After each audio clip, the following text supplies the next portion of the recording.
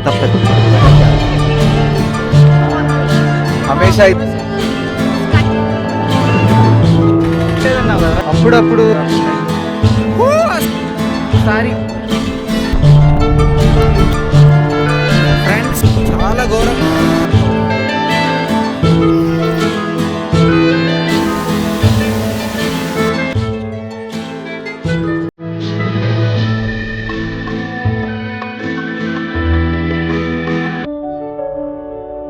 So ఇప్పుడు మనం ఉన్నాము యాపిల్ గార్డెన్లో. ఈ యాపిల్ గార్డెన్లో వీటికైతే చాలా చాలా ఫ్లవర్స్ ఉన్నాయి. కాకపోతే ఇవి ఫ్రూట్స్గా మారాలంటే మాత్రం డెఫినెట్గా ఆగస్టు అక్టోబర్ వరకు ఈ సీజన్ మధ్యలో వస్తేనే మనం యాపిల్స్ని చూడగలం. బట్ ఇప్పుడు ఫ్లవర్స్ కూడా చాలా చాలా బ్యూటిఫుల్గా అయితే ఉన్నాయి. నా వెనుకున్నాయి మొత్తం యాపిల్ చెట్లు అనమాట. యాపిల్ చెట్స్కి చూడండి పింక్ అండ్ వైట్ మిక్స్ అయినటువంటి ఫ్లవర్స్ అయితే ఉన్నాయి.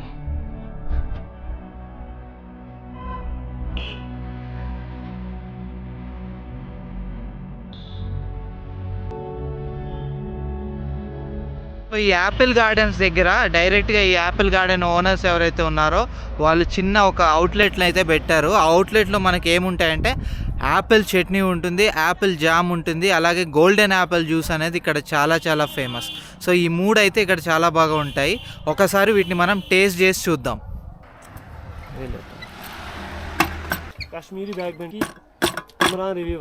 సో ఇది golden Apple juice without sugar. నేను కూడా ఏ జ్యూస్ అయినా వితౌట్ షుగర్ తాగుతా. ఎట్లుందో ఒకసారి టేస్ట్ చేసి చెప్పు. సో ఇది గోల్డెన్ యాపిల్ జ్యూస్.